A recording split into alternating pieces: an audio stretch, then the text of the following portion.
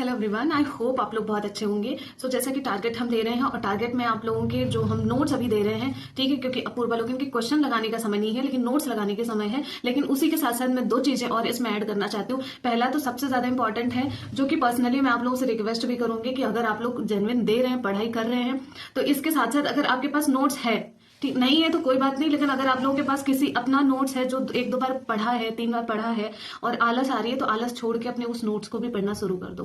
ठीक। और दूसरा रिक्वेस्ट ये करूंगी, टेस्ट लगाना शुरू कर दो, तभी सिलेक्शन होगा। आपने जो है, आप कईयों ने पूछा कि कितना पढ़ने से हो जाएगा, बिल्कुल हो जाएगा, लेकिन जो चीजें बताई जा रही है उसे भी करो। एक ही चीज नहीं, टेस्ट कंटिन्यू लगाते हो। चलो, मैंने ऑलमोस्ट कितना आप लोगों को पीसीएस का मैंने सारा का सारा भेज दिया है।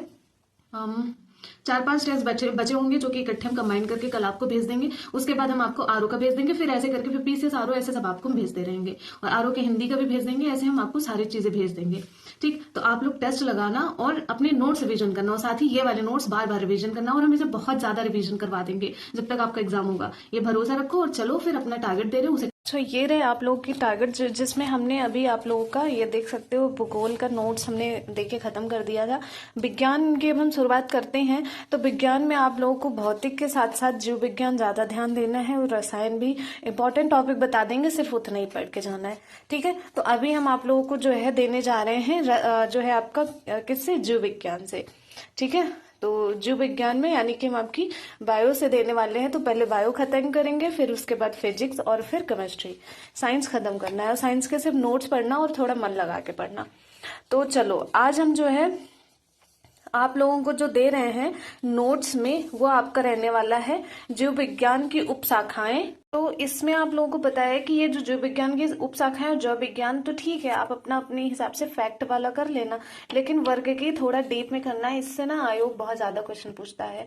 तो ये 3 नंबर वाला ये आप अच्छे से करना। उसके बाद इन दोनों को फैक्ट, जैसे कि सबसे पुराना, अगर विज्ञान उपशाखाओं में पूछा कि सबसे पुराना जीव, या फिर मतलब अगर चलो मान लो कि बैक्टीरिया से पूछा ना, तो पुराना बैक्टीरिया, सूक्ष्म बैक्टीरिया, इस तरह की वर्गीकी में भी आ सकते हैं क्वेश्चन।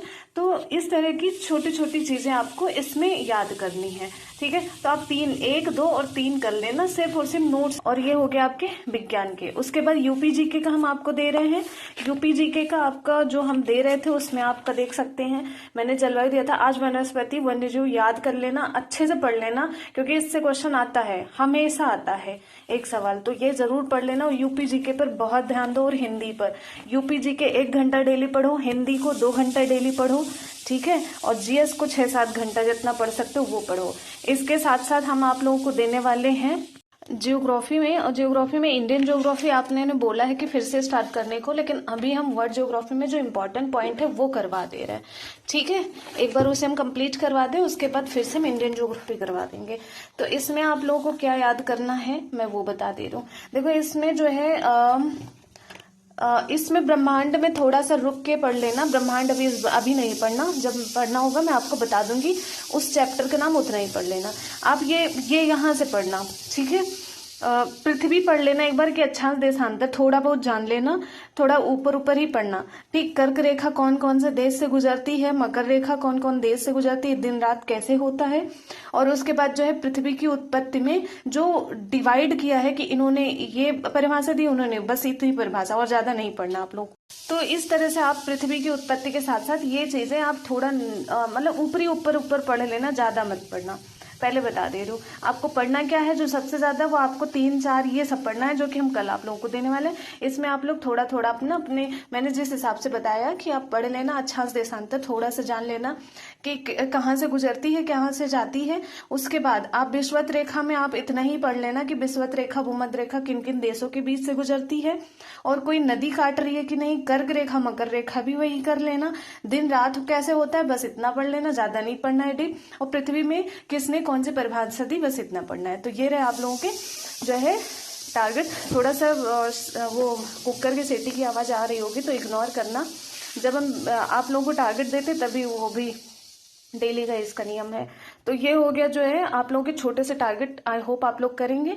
और इकोनॉमी के लिए आप लोग टेंशन बिल्कुल भी मत लो, इकोनॉमी का मैं आप लोगों को इम्पोर्टेंट टॉपिक बता दूंगी, आप वही इतना कर लेना बस। ठीक है, आज ही बता देंगे।